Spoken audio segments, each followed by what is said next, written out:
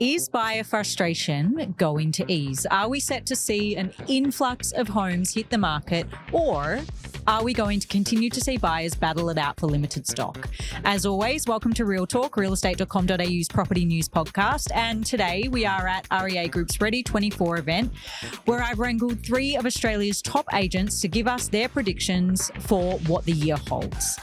Earlier today, I spoke with a cross-section of agents here at the event from all over Australia to get their thoughts. Well, I think there are more properties going to be coming on the market. The good properties are really good and the hard properties are really challenging. No, we find that getting listings is very difficult right now. Yep. The high demand means that we're going to see prices sustain, if not increase. Joining me to unpack it all is Thomas McGylnn, the CEO of BresicWhitney here in Sydney, Nathan Casserly, Managing Director of Ouwens Casserly Real Estate in South Australia, and Quinn, Senior Sales Consultant for Jellis in Melbourne. They have a combined over 50 years experience selling houses and dealing with all types of buyers, so we are in some pretty expert hands for this episode. 2023 for me felt like a challenged year. From a buying level, buyers are already starting to feel the pinch this year. Some of the stats I've got are that 40% are believing property prices are going to increase in the next 6 months, and more are actually feeling very worried about interest rates. Thomas, you're the CEO of BresicWhitney, which is an independent real estate agency in Sydney. Do you think this is a sign of things to come? We can't look at everything as just one market. The start of 2024 really felt like the start of 2023. It was an uncomfortable period for buyers because many people thought in 2023 there was going to be some good buying opportunities, and it just went the other way. 2024 has started out strongly, but in the last probably 2 to 3 weeks, probably middle of February, things I feel have slowed down a little bit. And so I think in certain price points across Sydney, there's going to be some good buying opportunities. In fact, there already has been. So I think it's going to be more of a nuanced market where sometimes it will fall in the favour of a seller and sometimes it will fall in the favour of a buyer. But you just cannot look at the market as one vehicle at the moment. You need to look at, different price points, different areas, and they're doing completely different things. Do you think we're going to see more listings in Sydney? We've already seen more listings this year. So for BresicWhitney, we're 40% up year on year for listing volume. So you're already starting to get to the point where we're, probably going to be seeing some properties where there is more property available than buyers. Do you think that the more listings, do you think it speaks to the, wider sentiment of stability now that, interest rates have likely peaked and people might be either keen to list their property off the back of that or keen to buy a new one off the back of that? Well, the tough thing is if you don't see more listings come to the market, that generally means there's not going to be as many sales. Yeah, of course. And I know that sounds very straightforward, but what it means is that people don't list their property unless they've got something to go to. That really just actually creates a log jam in the market. So we think with us, we've seen 40% increase, and that has, I think, given more people confidence to then come to market. So Chloe, what about you? What about your patch in Melbourne's inner east? Are you seeing more people looking to sell? We have a conservative, vendor clientele, people looking to sell, but they want to know where they're going as well, which is also clamping down on volume. Like Sydney, we've seen year on year an increase in about 30% of volume come for the first quarter, and we're still listing for the second quarter, I suppose you could say, the end of financial year. So we hope to see more volume, but the interest rates, everyone's sort of, I think, on the precipice of that change and movement. So there's still people sitting on their hands, primarily because they want to know where they're going. And if the volume's not there, that's a worry. From an emotional point of view and the conversations that you're having, what would you say is the overriding emotion that potential sellers are feeling? At the moment, we've had a cross-section of people selling because they want to. I suppose that we're scaling up. We want to make a change and a move. We've had a lot of people selling because they might have to. Tax bills, that sort of underpinned a lot of the sales late last year and into the commencement of this year. People selling what they're feeling. Relieved probably. I've seen a lot of people in the last few weeks, particularly meet the market, sell for less than what they were hoping for, but they're happy that they've actually sold, because there's always that fear of unknown, whether it be good or bad. And Nathan, do you think that buyers should be excited? Like, what are you seeing in the SA market? Are there more homes for sale? Yeah, the SA market's been fairly buoyant off the back of those interest rate rises. We probably haven't seen some of the drop-off as some of the other capital cities have seen, which is very traditional for the Adelaide market. Previously, we haven't had the big highs of other markets, but then we don't drop away.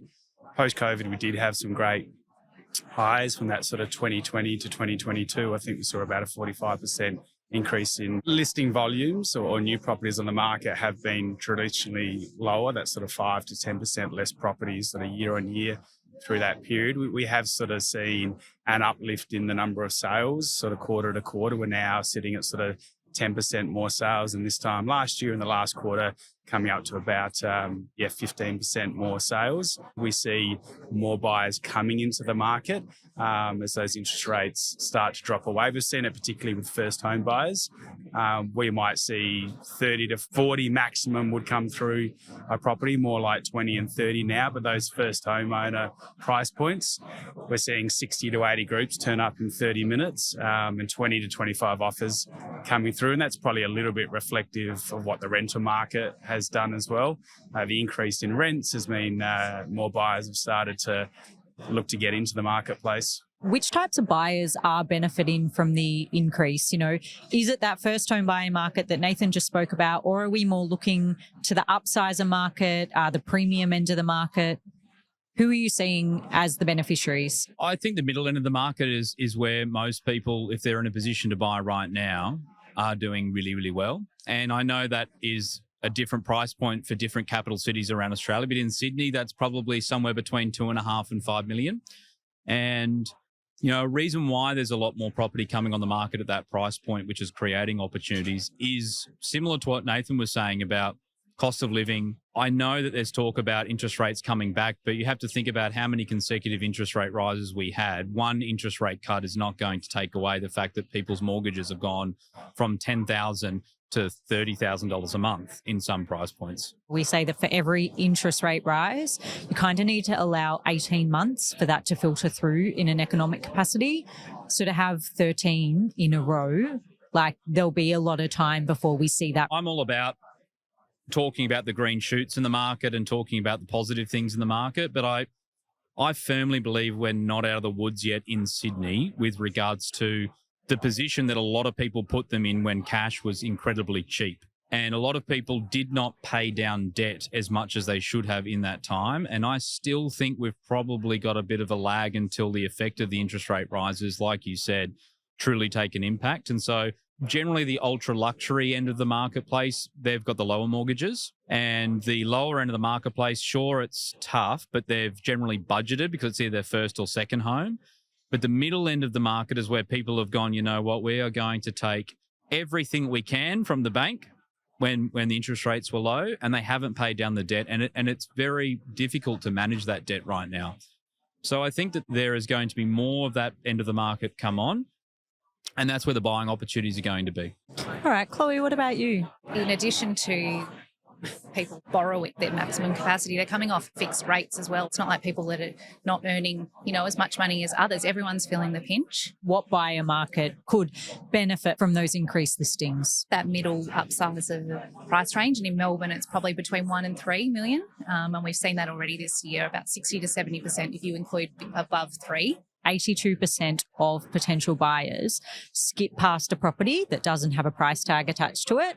What are you predicting for buyers in your part of Melbourne in terms of price? It's just too hard to tell. I think people in Melbourne are still, as I said, conservative. They're keeping their cards close to their chest. And if they don't really have to sell, we're not seeing that rush on of people just jumping onto the market because they want to move and scale up. There's a lot of suppressed frustration, I suppose, with all the rate rises. People that wanted to make a move last year, that's probably flooding into now. People that have to sell, all of those sort of things. Thomas, in Sydney last year, we saw some really crazy bidding wars, you know, properties that might be listed for 4 go for 6. And all you have to do is get 2 people who are desperate for a home and they're going to go at each other until one simply doesn't have any more. Do you think Sydney's demand is still going to be through the roof, like exceptionally cutthroat? I think there'll be certain parts of Sydney that have really strong growth, and there'll be other parts of Sydney that actually probably decline slightly. So you might see overall single-digit growth this year, but there'll be There'll be different areas. A lot of it has to do with the fact of a transference of wealth in Sydney, generational wealth. Generally, a lot of these people are bidding with money that they have in the bank or that is being passed on to them. And that's a big thing when you're thinking about the emotion of a house that you're looking to be able to buy, and you might not have an unlimited budget, but your budget is not attached to what you think the house is worth. You're buying it because of what you want to do emotionally with the house. And I think that's a big thing that in the Sydney market in particular, and I'm sure it's probably the same in Melbourne because of the build-up of generational wealth, the bank of mum and dad plays a significant part in price growth in Sydney. And that is not going away. We're seeing that more and more. And I think that probably means that in the more affluent suburbs in Sydney, you will see still very strong interest this year. You're not going to see the growth I don't think we saw last year in 2023, but you'll still see fairly strong growth. So Nathan, in the SA market, what are your average days on market looking like at the moment? Our average days on market have reduced. They were sitting about 34 days this time last year. They're now down to 29 days, which again is reflective of where our market has been in terms of, it's pretty healthy, it's pretty buoyant. How does it compare historically? Historically, in tougher markets, we might have got out towards that 50 days on markets, and in really good markets, that's got down as low as sort of the early 20s. So when we're sitting at 29, it's a really good, healthy market in a time that's probably plateaued off across the rest of Australia, when the feeling that we've got some growth and some positivity coming through nationwide. Adelaide's probably really well placed for some price uplift, and especially where our economy sits. I think the Fin Review had today that South Australia is sitting at the sort of number 2 economy. Our affordability and our livability. I think Adelaide would be a market to watch. It's probably got some comfort, some security, but some significant upside as well. And so does 29 days on market signify a healthy amount of choice for buyers, or do you think it still signifies a little bit of a tighter pinch? Still tight for listing, especially in that inner core metropolitan marketplace. We're not a marketplace that relies on industries such as tourism or mining. So we're fairly wedded and locked in. We don't move around too much. So, that's probably a reflection of just a really good, healthy market that's still probably leaning towards those that are selling have still got the advantage. And I think they will have the advantage moving forward. It sounds like buyers kind of need to almost got to be ready to pounce, like when you go and see a listing at the moment. Chloe, in your patch of Melbourne, are you seeing particularly short days on market or more that normal campaign period? Normal campaign period. And auction, generally speaking, is the method of choice, because that's just the way where I work, particularly 90% of homes would be auctioned. So that sits around that 26-day mark. Thomas, what is it looking like at the moment for BresicWhitney? I understand you guys work inner west, eastern suburbs, city and lower North Shore.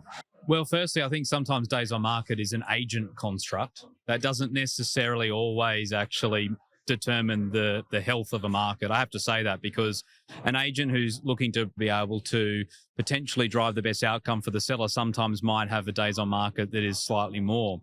So I think the big thing you actually have to look at is the auction clearance rates in Sydney. The auction clearance rates, obviously, they're reported like sporting scores, and they're a very, very good barometer for where the market actually is. And I think if the market is in the 70 and 80%, it's still in a growth market, and we're still in that phase for Sydney. That would say that there's not more choice for buyers.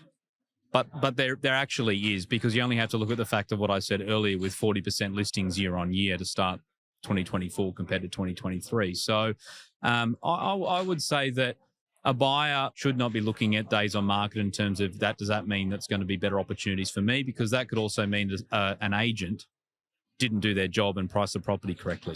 What you've said there, though, does lead me into the next topic I want to cover. What areas this year in your respective patches do you think are going to boom? Earlier today, I chatted with some of your peers at the conference about what they're seeing in market. So we're Manly. We still have a huge shortage of listings. About 7 to 14 days, most homes are going pretty quickly in Perth.